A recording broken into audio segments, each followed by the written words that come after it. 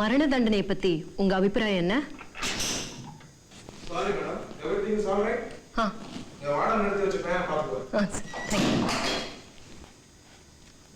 இப்போ அன்னலட்சுமிங்கிற பொண்ணை கடத்திட்டு போய் கற்பழிச்சிருக்கீங்க.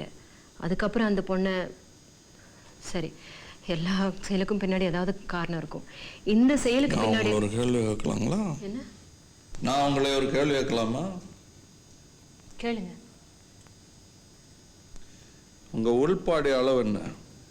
வாட்? சைஸ். ஏய், ஆஃப் பண்ணு. மிஸ்டர் வீரமாண்டி, நான் ஒரு மனிதாபிமானத்தோடு இங்கே வந்திருக்கேன். கொலைக்கு தண்டனை கொலை ஆகாதுன்னு நம்புறவனா, பொழுதுபோக்குக்காக பொது சேவை செய்கிற பணக்காரி கிடையாது. மரண தண்டனை இல்லாமல் செய்யணும்னு விரும்புகிறேன். ஸோ என்னுடைய உணர்வுக்கு மதிப்பு கொடுங்க. வேற ஏதாவது டீசெண்டாக கேள்வி கேட்குறதுன்னா கேளுங்க. நான் கேட்ட கேள்விக்கு பதில் சொல்லுங்க. மேடம் கேட்ட கேள்வி இல்லை, நீங்கள் கேட்ட கேள்விக்கு பதில் சொல்ல முடியாது மிஸ்டர் வீரமாண்டி. ஏன்? உள்பாடி கடையில் பாடி வாங்க போயில கடைக்காரன்கிட்ட சொல்ல மாட்டியே? கடைக்காரங்கிட்ட சொல்லுவேன். ஆனால் ஒரு பொண்ணை கற்பழிச்சவர்கிட்ட சொல்ல மாட்டேன். அதே மாதிரி நானும் சொல்ல வேண்டிய பதிலெல்லாம் கோர்ட்டில் சொல்லியாச்சு. கேமராவை தூக்கிட்டு வர கண்ட பொட்டை கழுதிட்டின்னு சொல்ல வேண்டிய அவசியம் இல்லை. கோவிக்காத உடனே சொல்லலை, இவங்களை சொன்னேன்.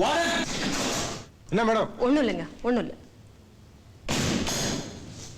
புரியுது. இந்த கேள்விக்கெல்லாம் பதில் சொல்றதுனால உங்களுக்கு என்ன நன்மை? உங்களுக்கு பின்னாடி வர 4 பேருக்கு நன்மை நடக்கும் இல்லையா? அதுக்காக. ஏய், கேமரா தூக்கி போடி. வாடனை கூப்பிட்டா என்ன தூக்கில ஓட்டுறோன்னா நானே கூப்பிடுறேன். வாடகைங்களா பயக்காமட்ட சொல்லி வீட்டெல்லாம் நான் பேச தயாரா இல்ல.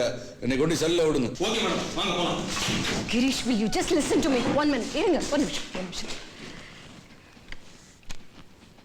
ஏன் யார் மேல கோவம்?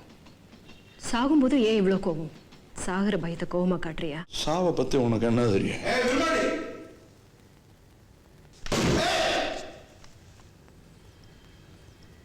பயம்னா என்னன்னு உங்க எல்லாருக்கும் தெரியும்னு தெரியுது. அது எனக்கு தெரியாது. அதுதான் என்னுடைய குத்தம். வழக்க முத்தியா எடுக்காதுங்கிறல்ல.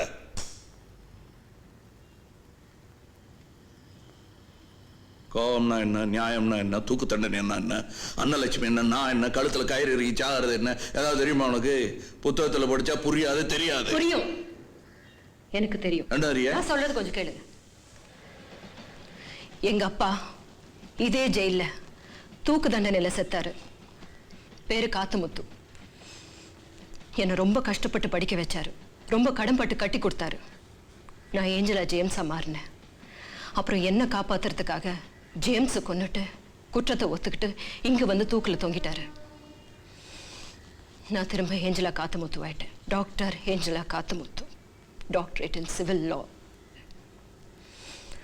தூக்குனா என்ன, கழுத்துல கயிறு இறுக்கி சாகிறதுனா என்னன்னு எனக்கும் தெரியும். என்ன மேடம்? இல்ல, நீங்க கொஞ்சம் வெளியே வெயிட் பண்ணுங்க. மேடம், ஏதாவது ஒண்ணா சொல்லுங்க. அப்படியே வெயிட் பண்ணுங்க.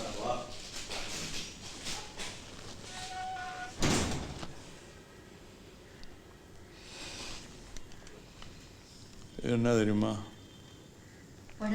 கேட்கறேன்ல, இது என்ன தெரியுமா?